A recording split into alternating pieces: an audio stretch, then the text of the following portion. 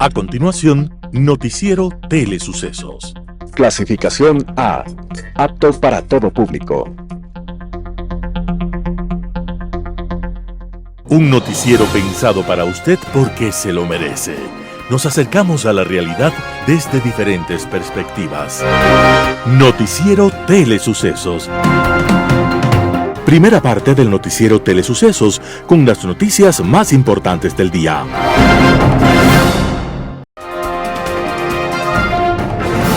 Un día como hoy. En los Estados Unidos hubo un joven que, deseoso de escribir y de triunfar en la vida, se convirtió en testigo de una época turbulenta que vivía la juventud norteamericana. Eran los años 20, en los cuales el único Dios reconocido era el dinero. Y no importaba lo que en la vida se fuera o no se fuera, lo importante era tener dinero. Aquel joven se llamaba Francis Scott Fitzgerald y en sus novelas reflejó aquella época atolondrada, llena de emociones vacías, marcada por la falta de principios y la ambición del poder. Y en aquella época, el testigo terminó viviendo como el resto. Scott Fitzgerald vivió su propio drama por culpa del amor. Se enamoró perdidamente de una mujer llamada Zelda Zaire, pero ella le puso una condición para casarse. Me casaré contigo solo si consigues mucho dinero, si te haces millonario y puedo vivir como yo quiero. Solo así me casaré contigo. Y Scott Fitzgerald se dio la tarea de escribir y ganar dinero, y pudo casarse con la exigente mujer. Y ambos se dedicaron a gastar más de lo que podían y a beber más allá de lo que podían sus cuerpos. Tiempo después, su esposa fue internada en un hospital psiquiátrico. Hubo un incendio y murió entre las llamas. Para apagar las penas, Scott Fitzgerald se dedicó a la bebida y murió cuando su obra literaria apenas empezaba a entregar lo mejor.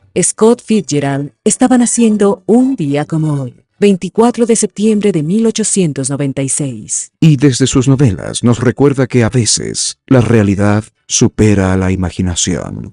Las principales noticias del día. Titulares. Daniel Noboa participó en la cumbre por el futuro de la ONU y habla del compromiso de Ecuador con la paz. Ministro de Energía dice que solo hay dos caminos para enfrentar la crisis eléctrica: que llueva o hacer cortes de luz.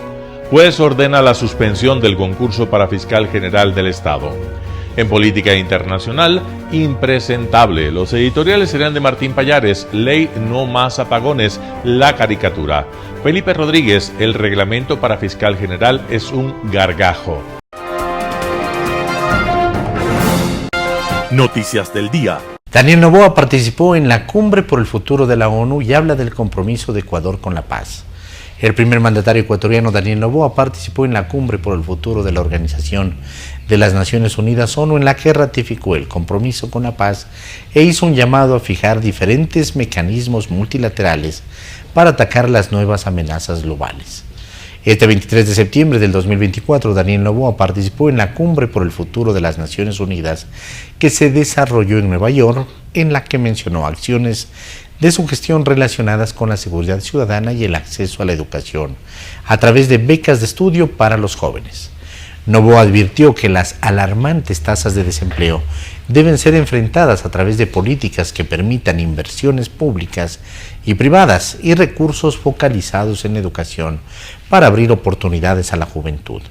Indicó que en Ecuador su gobierno trabaja en la creación de oportunidades para la juventud a través de la entrega de becas y programas de ayuda con el objetivo de alcanzar el desarrollo económico y social de la ciudadanía.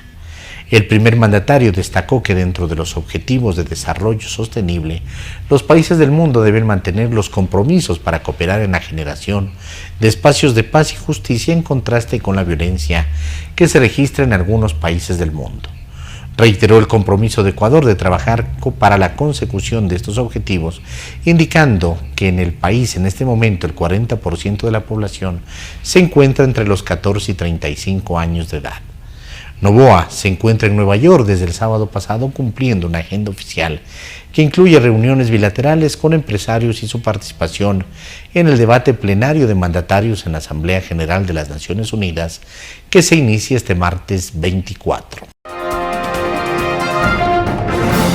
El ministro de Energía dice que solo hay dos caminos para enfrentar la crisis eléctrica: que llueva o hacer cortes de luz. El ministro de Energía, Antonio Goncalves, actualizó la situación energética del país este lunes 23 de septiembre de 2024.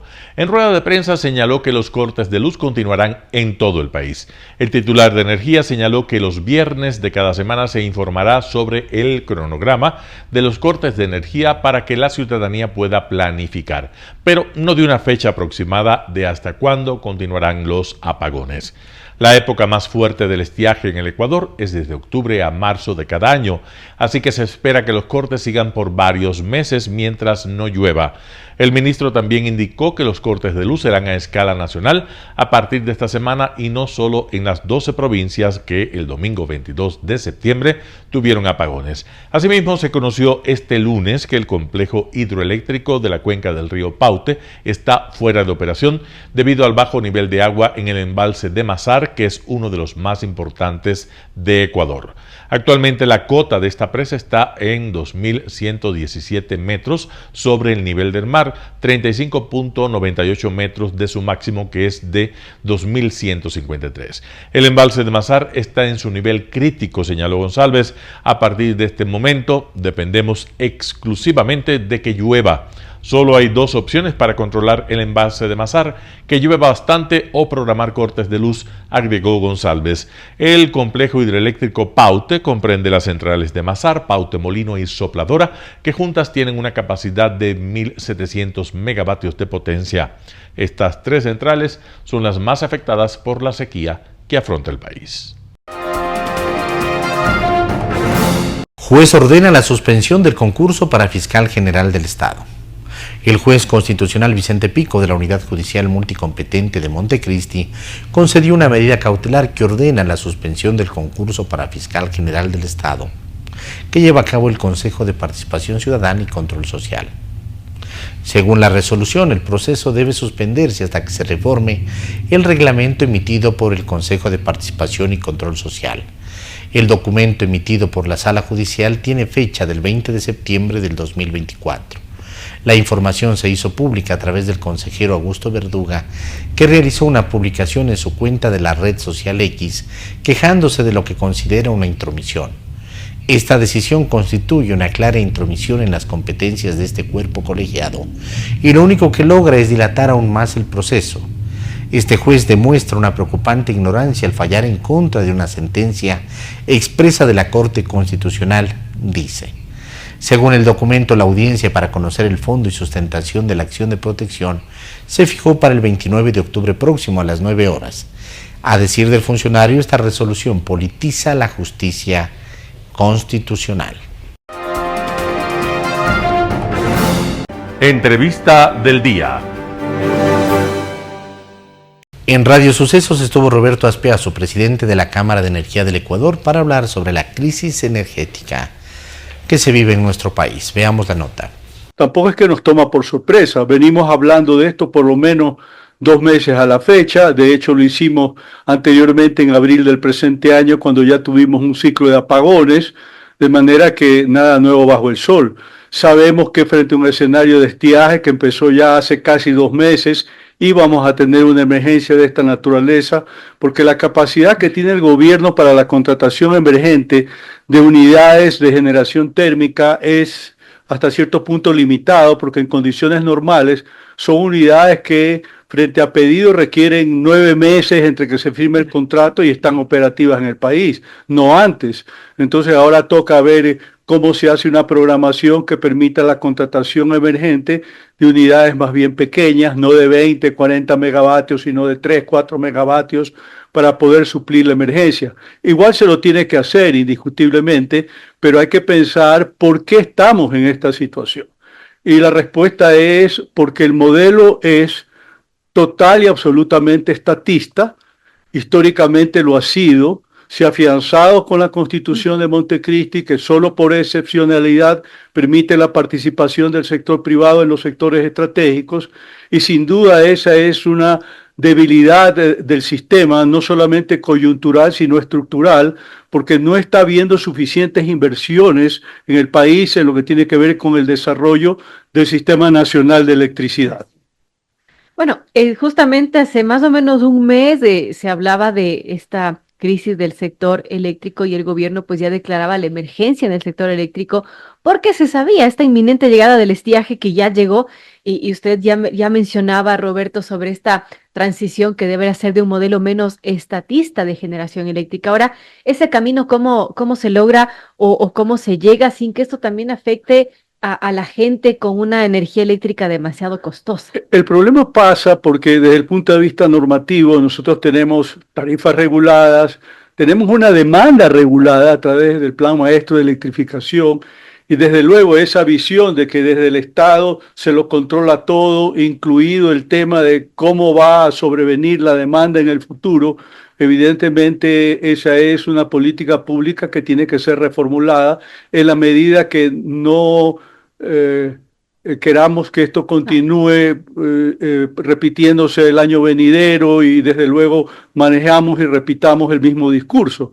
Entonces, para mí esto tuvo una oportunidad en la ley que denominaron antiapagones, pero ahí básicamente lo que se hizo es permitir que la tarifa cargue en un momento determinado el valor de la amortización de los activos que actualmente tiene el Sistema Nacional de Electricidad, que como ya lo veníamos mencionando, es básicamente del Estado, ¿no? Digamos, de CELEC, de Transelectric, de CENEL, que tiene 11 distribuidoras, y de las compañías de economía mixta, que son mayoritariamente del Ministerio de Energía y Minas, que son en total 9. Es como está estructurado, a grosso modo, el sector eléctrico. Aparte, hay unos pocos generadores hidroeléctricos privados para que se denominan de autogeneración para sus propios consumidores, y hay otros 2 esquemas de apertura para la participación privada restringidos que se denominan de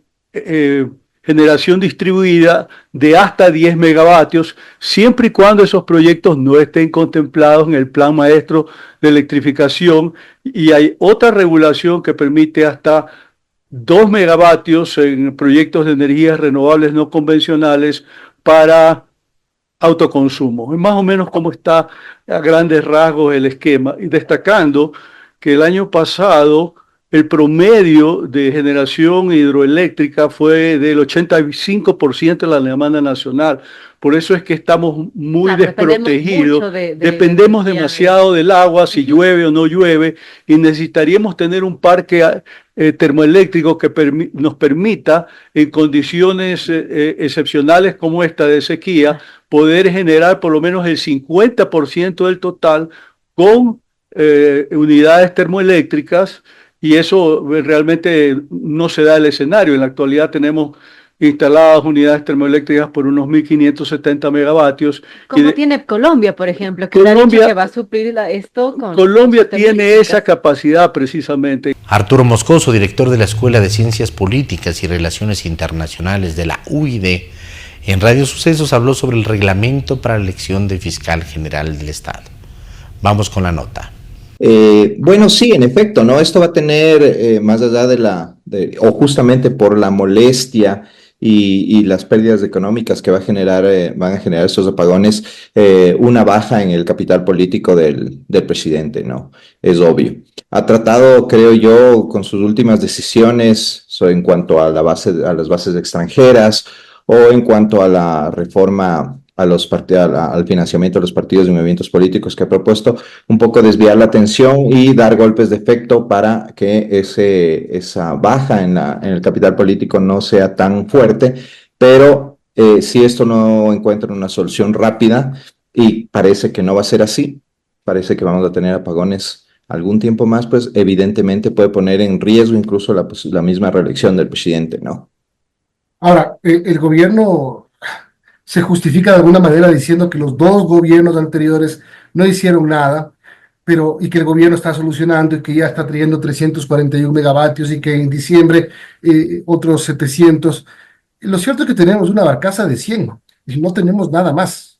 100 versus 1.100 de déficit es el 10%, es nada. El tema aquí es, el gobierno tuvo 10 meses. Se eligió al presidente de la República, o fue elegido el presidente de la República, y ya sabía lo que iba a pasar. Y ese es el tema. No se hizo a tiempo lo que se debía hacer, se confió en que la situación no iba a ser tan grave, o sencillamente es ineptitud de funcionarios? Yo creo que va por las dos cosas, Milton. Creo que hubo un desconocimiento de lo que iba a pasar realmente y la falta de experiencia de funcionarios que en la mayoría de los casos no habían tenido ningún paso por la función pública, evidentemente influye en el hecho de poder darse cuenta de lo que en realidad está pasando, ¿no?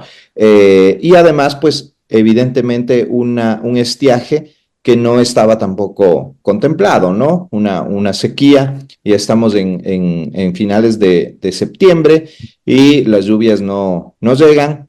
Entonces, claro, eso también viene, eso no es culpa del gobierno, evidentemente, pero los otros temas sí se puede responsabilizar al gobierno y que el gobierno trate de responsabilizar a los gobiernos anteriores, eso a la gente le tiene sin cuidado, ¿no? O sea, el que está asumiendo el costo político de estos apagones y de todo lo que implica, pues es este gobierno y a este gobierno es al que le costará, ¿no? Bueno, y también le tiene sin cuidado a la gente que se reforme la Constitución para que vengan o no vengan bases extranjeras, y menos y también por el tema del fondo partidario, del financiamiento electoral, que a veces ni la gente lo entiende. Es decir, dos temas puntuales que se plantean, como tú mismo dices, a lo mejor para distraer la atención y tenernos hablando de esto, nada desvía de la grave crisis que estamos atravesando. ¿Y qué tan grave será para que el gobierno no haya podido evitar que los apagones que empezaron desde hoy sean tan fuertes? Sí, o sea, a ver, yo creo que algo sí hay un efecto en estas decisiones presidenciales. Recordemos que el tema de la inseguridad y la violencia sigue siendo la principal preocupación de los ecuatorianos ya desde hace algunos años, creo yo.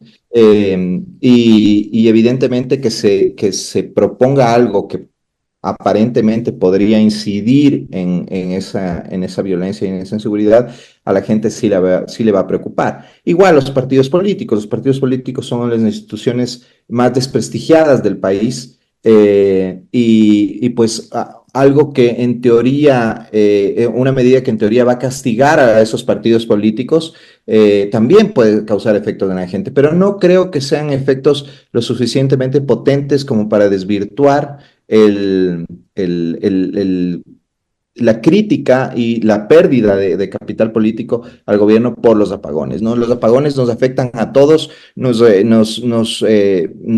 alteran el día a día a toda la ciudadanía, y evidentemente, pues, los temas de la base de Manta o de las bases extranjeras o de los partidos políticos no tienen esos efectos inmediatos en nuestro día a día y obviamente esto le va a pasar una factura muy alta al gobierno, ¿no? En Impacto Informativo, Juan Carlos Díaz Granados, empresario, habla sobre las consecuencias que tienen los apagones en el sector privado. Escuchemos lo que dijo. En el momento en que empezaron los apagones, el Banco Central hizo un nuevo análisis sobre el crecimiento económico del Ecuador y eso significaba un decrecimiento de la economía ecuatoriana en relación a las proyecciones que se habían realizado. Por lo tanto, lo que tenemos que tratar de ejecutar es poder trabajar más, y el tema no va es decir, si bien es cierto, a corto plazo lo que nos están pidiendo es ahorrar energía a las familias ecuatorianas y al sector empresarial, lo que ha resultado es una muestra de que el modelo actual de seguridad energética no está funcionando. No se ha cumplido el plan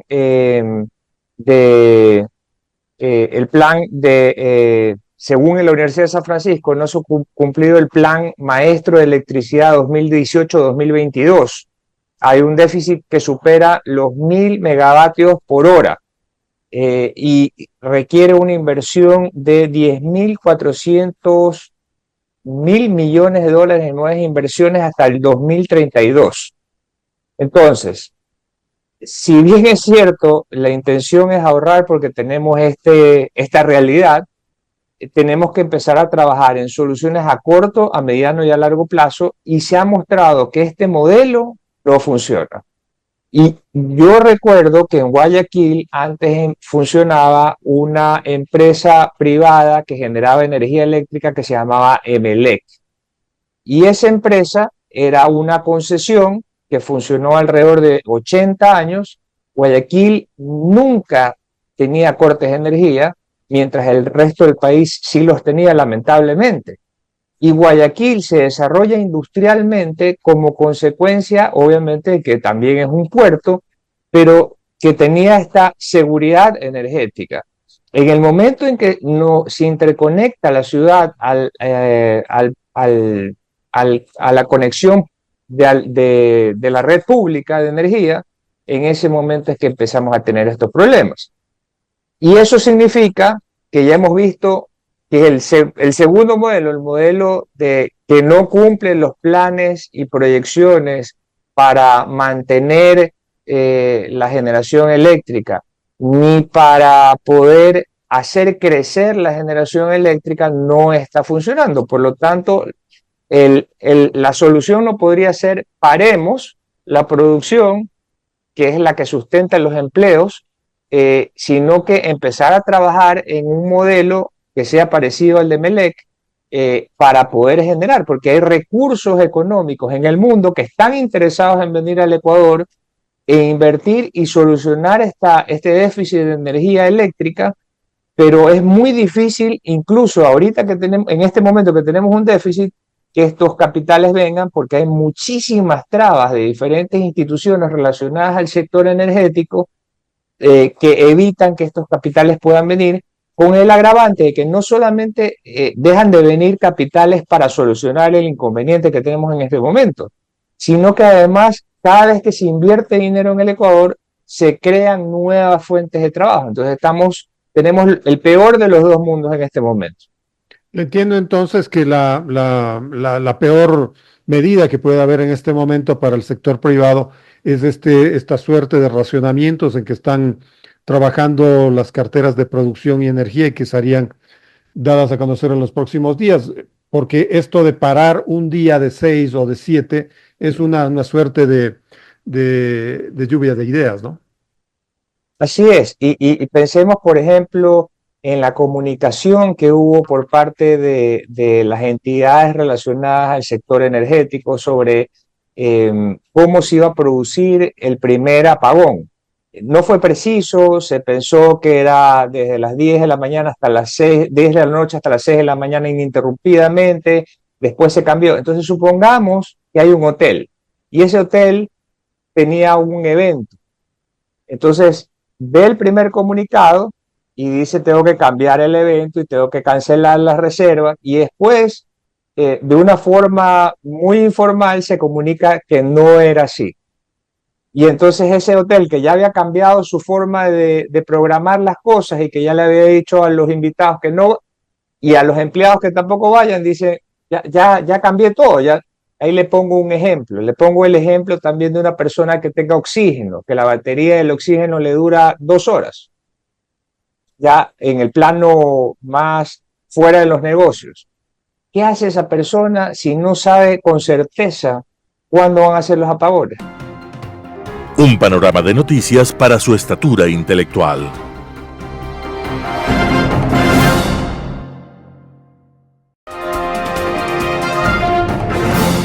Global Hoy con Alan Catey.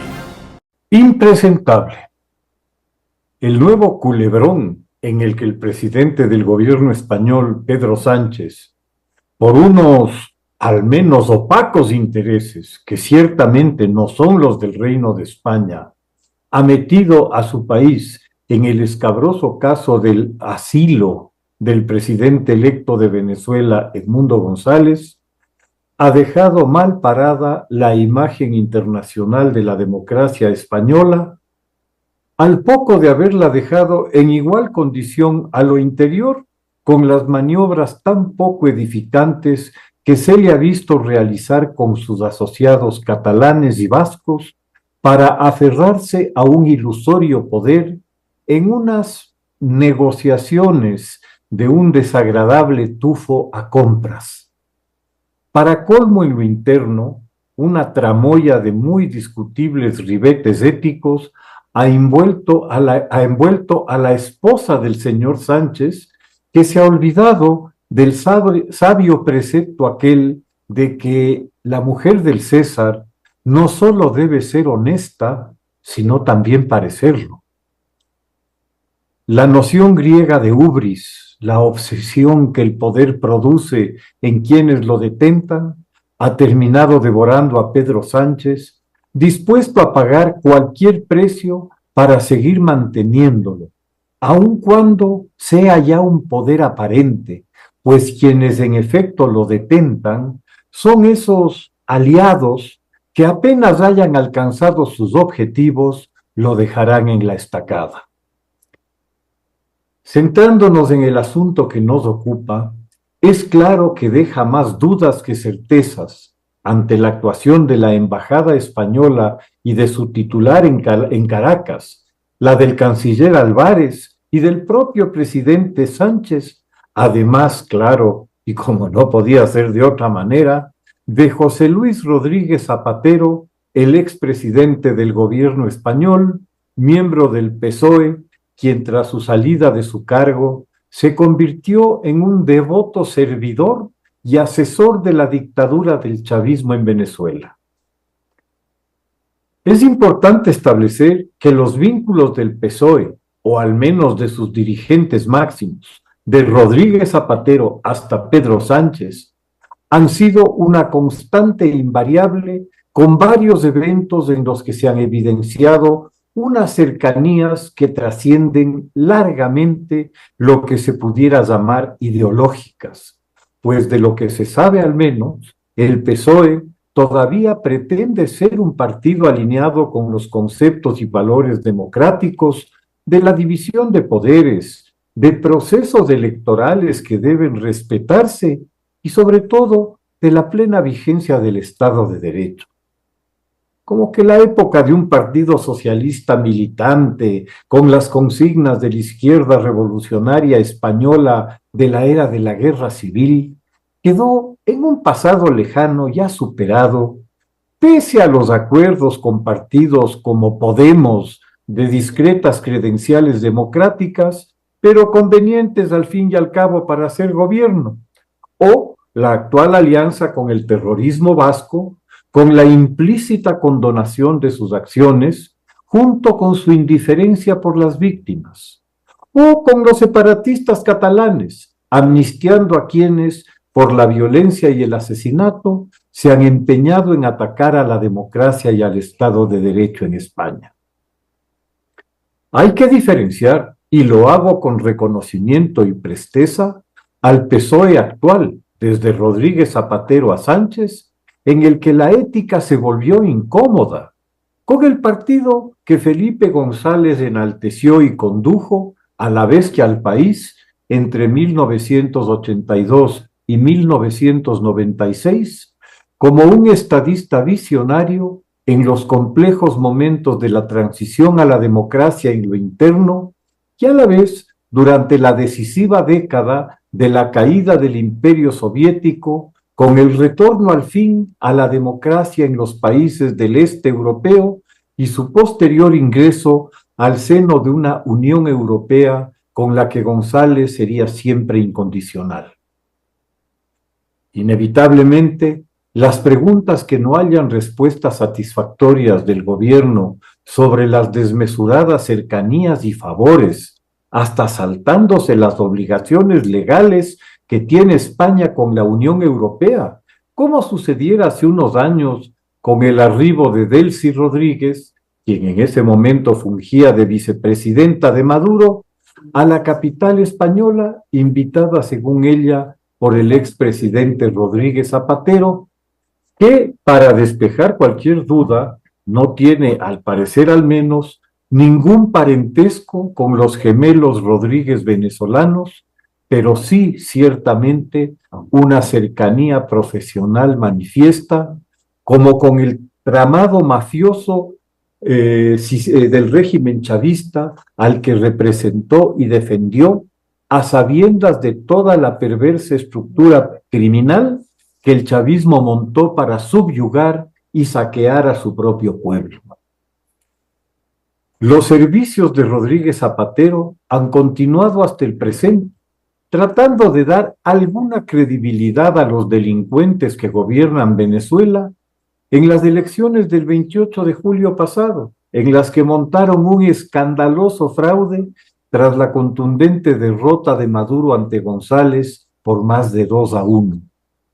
Ante la imposibilidad de presentar unas actas que lo único que harían es demostrar el alcance de la derrota, el Tribunal Electoral, un ente como todos los demás organismos del Estado, controlado por la mafia gobernante, sin una sola evidencia, declaró vencedor a Maduro. No contaron con el notable trabajo de la oposición para recaudar más del 80% de las actas de mesas, ponerlas a salvo y a continuación divulgarlas, dejando expuesto el fraude. Ni siquiera los aliados ideológicos de la región se atrevieron a reconocer a Maduro, al margen, claro, de los regímenes de Cuba, Bolivia, Nicaragua y Honduras, estos tres últimos parte de la franquicia del socialismo del siglo XXI, en cuya creación y articulación jurídica participaron entusiasta y bien remuneradamente los socios de Pedro González, los podemitas.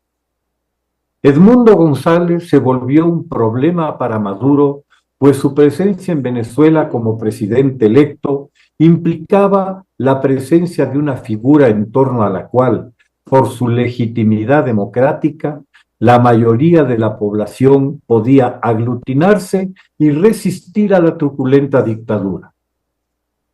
Aún peor resultaba un escenario donde González fuera capturado por los sicarios del régimen, sea para mantenerlo encerrado en alguna infame mazmorra bajo las torturas habituales, o para asesinarlo en alguno de los extraordinarios accidentes a los que los detractores del régimen suelen ser tan proclives en Venezuela. Pues en cualquiera de los dos casos se creaba un mártir. Para sacarle las castañas del fuego, el inefable Rodríguez fue instrumental para tal tarea ante la llegada de González desde su refugio en la sede diplomática de los Países Bajos a la mucho más acomodaticia sede del gobierno español. Un par de llamadas fueron suficientes para que Rodríguez, el Zapatero, convocara a los otros Rodríguez, los socios criminales de Maduro, para que, amables y educados como esos son, visitaran suelo español sin tener que volver a pasar por la vergüenza de tener que subirse a un avión para volver a Caracas sin comerse ni un churro, pues por disposición de la Unión Europea, como a otros 25 de los más connotados gángsters venezolanos, entre los que ciertamente están los Rodríguez, los no zapateros, que están prohibidos de ingresar al espacio Schengen. Aparentemente, otra vez se le ha olvidado este detalle al gobierno del señor Sánchez, recibiendo en su territorio, el de la embajada, a estos delincuentes. Pero más allá del incumplimiento con la Unión Europea, se ha dado en suelo español, en presencia de personeros españoles, un chantaje miserable, obligando a un aterrorizado señor González a firmar una declaración reconociendo a Maduro como el ganador del fraude electoral a cambio de una incierta seguridad para su familia, rehén de la pandilla gobernante. Este lamentable papel, asumido por el gobierno español, una suerte de notario de una extorsión, deja muy en claro que los estándares éticos de Sánchez hoy y de Rodríguez siempre se han mantenido firmemente en cero. ¿Será por eso que al norte tantos opinan que Europa termina en los Pirineos? Muchas gracias. Editorial. Ley no más apagones, la caricatura. Artículo de Martín Pallares publicado en Diario El Expreso. La aprobación de la llamada Ley no más apagones debe ser uno de los más estrepitosos fracasos de la clase política ecuatoriana. Es a todas luces la demostración de que los políticos son incapaces de entender los problemas del país y tomar las decisiones correctas para corregirlos. Además de que las decisiones que toman no tienen relación con otra cosa que no sea su agenda política. Vistas las cosas a la luz del tiempo, todo aquello que giró alrededor de ese hecho fue tan caricaturesco que alguien debería hacer una serie de dibujos animados para retratar a los solemnes pelmazos de aires épicos que aprobaron la ley, y eso sirva al menos como material educativo para los niños. Es verdad que en apenas 5 meses de aprobada la ley el país no se iba a llenar de proyectos de generación energética, pero al menos podía haber propiciado el inicio de uno. Pero no, la ley es tan inicua que lo único que quedó de esa iniciativa legislativa fue el ridículo de los festejos que hicieron el gobierno de Noboa y sus entonces socios en la asamblea. La ley lo único que hizo es reforzar el evangelio estatizante y enemigo del sector privado del correísmo, una de las fuerzas involucradas en el bochorno. ¿Qué significa que un país tenga una ley que se llama no más apagones y que lo único que tenga sea precisamente apagones? Es tan imbécil la ley que si un proyecto de iniciativa privada es de hasta 10 megavatios, es decir, algo muy pequeño, necesita autorización del Ministerio de Energía para operar. Y si ese proyecto es de más de 10 megavatios, tiene que ir forzosamente a un proceso público de selección, con la corrupción que eso supone, en el que el dueño de la iniciativa podría no ganar, con lo que la idea iba a quedar en manos de los amiguetes de los políticos a cargo. Y como si fuera poco, establece que luego de todos los activos se revierten al Estado. Lindo. ¿Cómo es que Daniel Noboa pudo comprar la idea de que una soquetada de esas dimensiones iba a incentivar la inversión en el sector energético cuando el Estado está quebrado? Sencillo. En enero de este año había que elevar a los altares a la alianza con correístas y socialcristianos, porque, como decían los pelmazos empoderados, con gobernabilidad se iba a solucionar todos los males del país.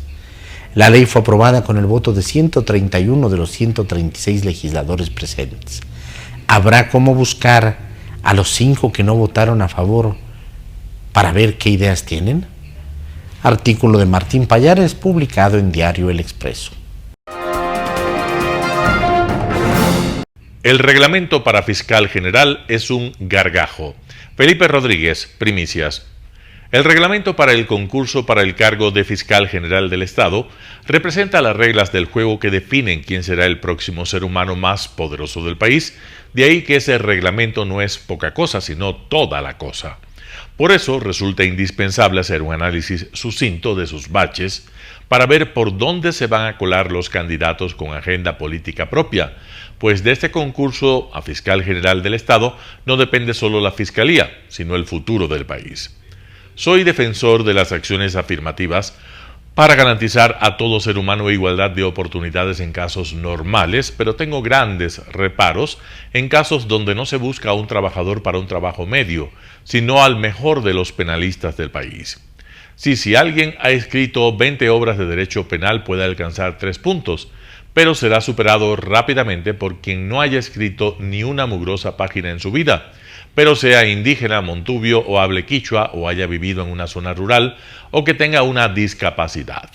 También esos grandes escritores de doctrina jurídica serán rápidamente superados por quien haya aprobado la asistencia online en cursillos express de temática cualquiera de institutos de educación de papel. Quien haya invertido 5 años en hacer un PhD recibirá 18 puntos y quien haya cursado una maestría de 8 meses, 16 puntos. Es decir, un par de diplomados online de oyente y con cámara apagada y ¡boom! El máster en 2 patadas supera al doctor. Y así se garantiza que a los mejores les vaya bien y que a los mediocres les vaya igual de bien. Good job, consejeros, good job. Lograron un reglamento que garantiza que los peores sean premiados por su holgazanería. Otro aspecto importante de este reglamento es el casi inteligente discriminación a los narcoabogados. Sí, se excluye de la posibilidad de concursar a cualquier abogado que haya defendido un caso de drogas. También se excluye a cualquiera que haya defendido casos de terrorismo, delincuencia organizada, pornografía infantil, tráfico de órganos, entre otros. Sí, en abstracto es poético, luce maravilloso, pero debemos analizar los casos en concreto. Nunca pensaron en los cientos de casos reales en los cuales el correísmo a decenas de opositores al régimen los procesó por terrorismo o delincuencia organizada. Los abogados que defendieron a esos casos años más tarde probaron que eran perseguidos políticos, criminalizados por no arrodillarse al poder. Pero de un plumazo pusieron en el mismo saco a los abogados que defendieron a inocentes falsamente acusados por una fiscalía cooptada por el Poder Ejecutivo, con abogados que viven de defender a los cárteles que aterrorizan al país. Y no son finos detalles, son tremendos detalles. Y claro, no tuvieron las agallas de eliminar el examen oral, esa etapa en donde prima la subjetividad y en la que finalmente se decide quién es el nuevo fiscal general. Sí, todo lo anterior finalmente vale nada, pues reitero, el examen oral decide quién es el ganador. El resto es relleno, placebo de meritocracia. En el examen oral no importan los méritos y el conocimiento, sino la discrecionalidad de los calificadores. Por eso, el único camino para evitar que, en la medida de lo posible, el examen oral sea la gran trampa, es garantizar que el Comité Calificador Ciudadano, compuesto por catedráticos universitarios, esté conformado por docentes independientes. Esos docentes independientes deberán llegar sin agenda política, tener probidad notoria e indestructible, pero además verdadero conocimiento jurídico, y lo digo porque en este país las facultades de Derecho aceptan a cualquier fracasado y analfabeto jurídico como titular de cátedras universitarias. Elaboraron un reglamento perfecto para desincentivar a los mejores de concursar. Lograron ser superprogres con la mediocridad académica, igualando a los vagos del aula con los mejores. Elaboraron un reglamento perfecto para garantizar que el próximo fiscal haya sido fiscal o juez, suprimiendo a casi todos los abogados en libre ejercicio del país. Elaboraron un reglamento perfecto para hacer lo mismo de siempre, que no sean los criterios objetivos, sino los subjetivos, los que hagan alcanzar el cielo al próximo fiscal general. Esto no es un reglamento, es un gargajo. Así que todos de pie y un aplauso para el Consejo de Participación Ciudadana y Control Social. Felipe Rodríguez, Primicias. Noticias internacionales. Los ministros del nuevo gobierno conservador de Francia se reúnen por primera vez. El gobierno de 39 miembros incluye ministros principalmente de la alianza centrista del presidente francés Emmanuel Macron y de los republicanos conservadores. El Palacio Presidencial francés dio a conocer el gabinete de centro-derecha el sábado, más de 2 meses después de que las elecciones produjeran un parlamento sin mayoría y profundizaran las divisiones políticas. Una coalición de izquierdas consiguió la mayor cantidad de escaños en los comicios legislativos de julio, pero no logró obtener la mayoría absoluta. El conservador Barnier armó su gobierno después de semanas de difíciles negociaciones y con el visto bueno final de Macron. La primera prueba política importante del primer ministro llegará el 1 de octubre, cuando tiene previsto pronunciar su discurso de política general ante la Asamblea Nacional.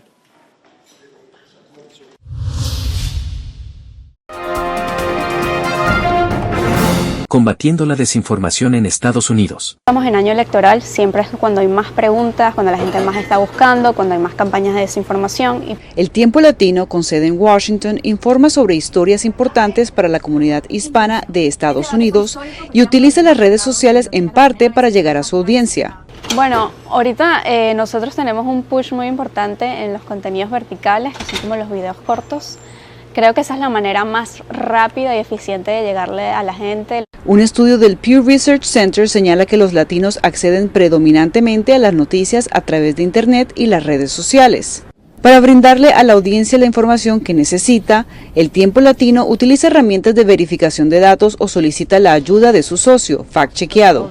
De cara a las elecciones de noviembre, los latinos tienen un montón de desafíos y aquellos que buscamos servirlos, informarlos, también los tenemos. Uno de esos desafíos es el uso de la inteligencia artificial. En las comunidades hispanas estamos viendo uso de inteligencia artificial, por ejemplo en videos en TikTok, que se publica un video con una narrativa desinformante y otros 12 videos con la misma narrativa pero con un host distinto.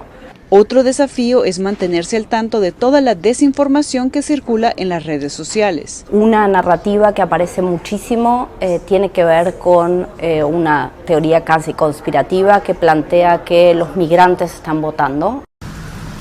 La velocidad es clave para descreditar estas narrativas falsas que viajan rápidamente en las redes sociales, dice Sommer. Y para luchar contra este problema, la organización ha reunido a decenas de socios en 22 estados como el Tiempo Latino. Cristina Caicedo Smith, Voz de América, Washington.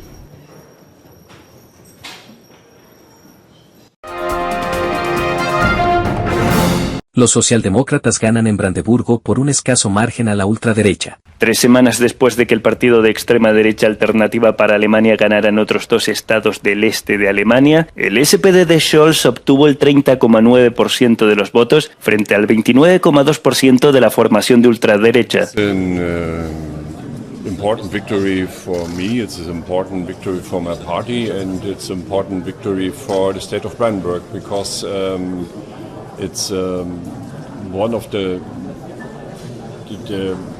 biggest goal for us in the beginning of our campaign was to provide stability. La victoria del SPD otorga un respiro para Scholz, cuya coalición de gobierno tripartita no ha tenido buenos resultados en las elecciones de este año. Scholz ha expresado su deseo de ser el candidato de su partido a canciller en las elecciones federales del año próximo, y la votación de este fin de semana se ha estado siguiendo de cerca por lo que podría vaticinar sobre su futuro político.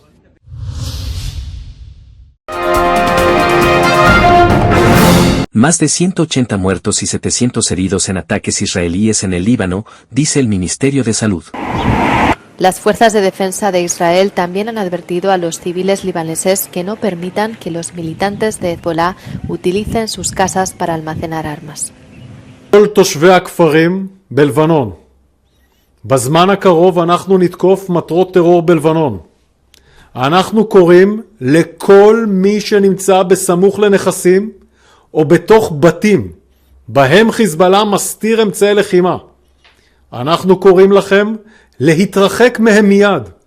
אני חוזר על זה. אנחנו קוראים לכם להתרחק מהם מיד. זאת לשם ביטחונכם והגנתכם. חיזבאללה מסכן אתכם ואת משפחותיכם. Los ataques se produjeron tras el intenso intercambio de fuego del domingo, durante el cual Hezbollah lanzó más de 100 cohetes, misiles y drones al norte de Israel. El ataque con cohetes de Hezbollah se produjo después de que un ataque aéreo israelí en un suburbio de Beirut el viernes matara a un alto comandante militar de Hezbollah y a más de una docena de miembros de Hezbollah, junto con docenas de civiles, entre ellos mujeres y niños.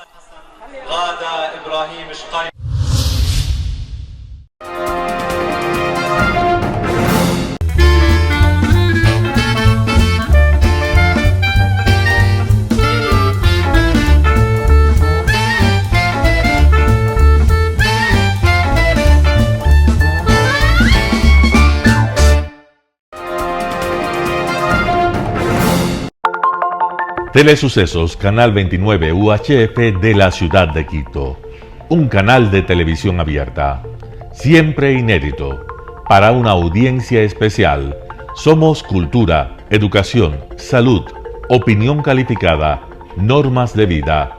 Y todas las tardes, de lunes a viernes, desde nuestros estudios en Arena Telesucesos, escenario propio destinado a promover el deporte. En tiempo real, usted y su familia, en su televisor, desde la comodidad de su hogar, disfrutarán de los partidos, eventos, campeonatos que realizamos diariamente de ecuavóley, básquet, box, lucha libre, cachascán, gimnasia, artes marciales, tenis de mesa, fútbol sala, transmisiones en vivo de los principales partidos de fútbol barrial y colegial. En fin, Somos un canal inédito, inéditos en el deporte. Transmisiones de acción y conocimiento en el deporte. Espacio diario conducido por el arquitecto David López todas las tardes, de lunes a viernes, de 4 a 5 de la tarde. Siempre inéditos y distintos, siempre jóvenes. Personajes jóvenes de generaciones nuevas.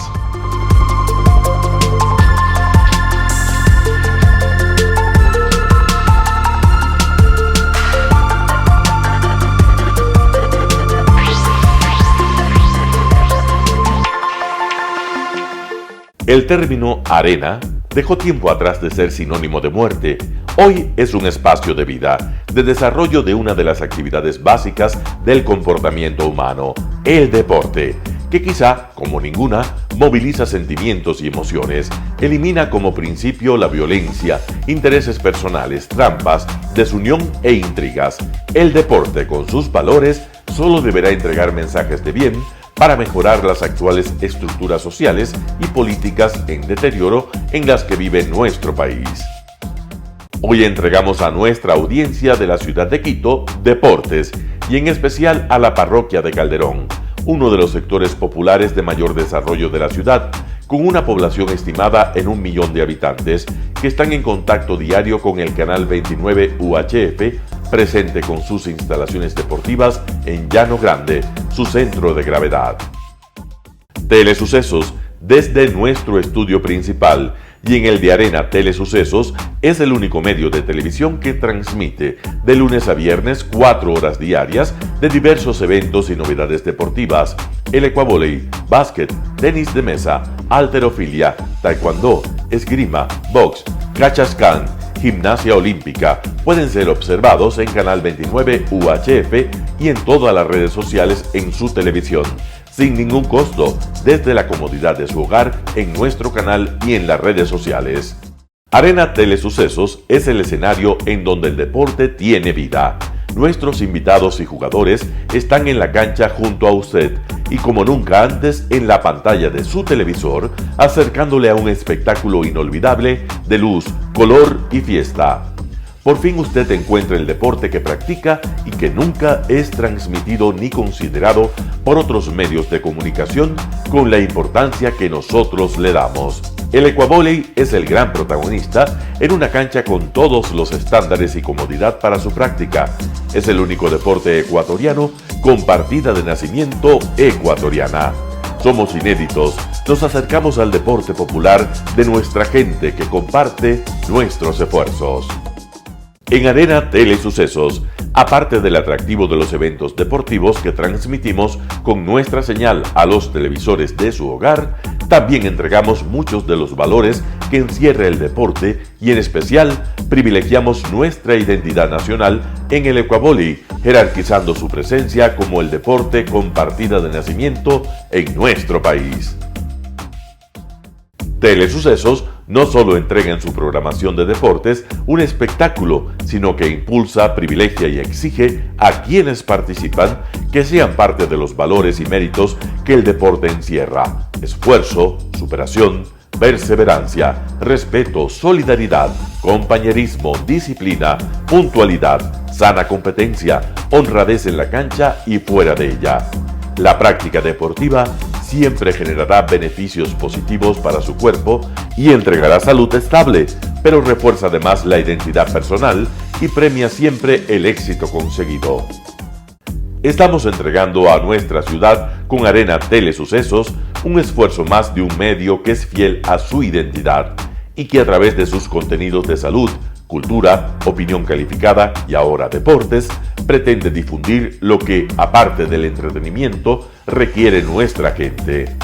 Lo hasta ahora realizado está hecho con mucho esfuerzo, pasión y el entusiasmo de nuestra parte, de nuestros empleados, trabajadores y pequeños empresarios que creen en nuestras motivaciones. Hemos dado los primeros pasos para este proyecto que seguiremos haciéndolo gracias a ustedes. ¿Cómo llegar? Nuestras instalaciones se encuentran en el norte de la ciudad, en un sector de gran crecimiento y desarrollo urbano al que se accede a través de la vía E35, más conocida como la Avenida Panamericana Norte. Desde el centro comercial El Portal, a 2 kilómetros a la derecha, se encuentra la calle García Moreno, antiguo camino a Llano Grande, una arteria en la que se desarrollan dinámicos comercios. Junto al centro comercial Ciudad Alegría, a 100 metros, hemos llegado a nuestras instalaciones, Arena Telesucesos, la cancha del Ecuavoley. Telesucesos, siempre inédito, nuestro canal online a la vanguardia tecnológica, 24 horas de programación continua a través de Internet. Telesucesos Internacional. En el Ecuador y en el mundo, Telesucesos Internacional. ¿Cómo nos sintoniza? Ingresando a www.telesucesos.net. Telesucesos Internacional. Telesucesos, el canal de televisión siempre inédito. El noticiero Telesucesos es retransmitido de lunes a viernes a las 7 horas por Radio Planeta Sur 106.1 FM de la ciudad de Loja. Noticiero Telesucesos. Las opiniones vertidas en este espacio por la producción y dirección del programa son de exclusiva responsabilidad de sus autores y de quienes intervienen en ellos.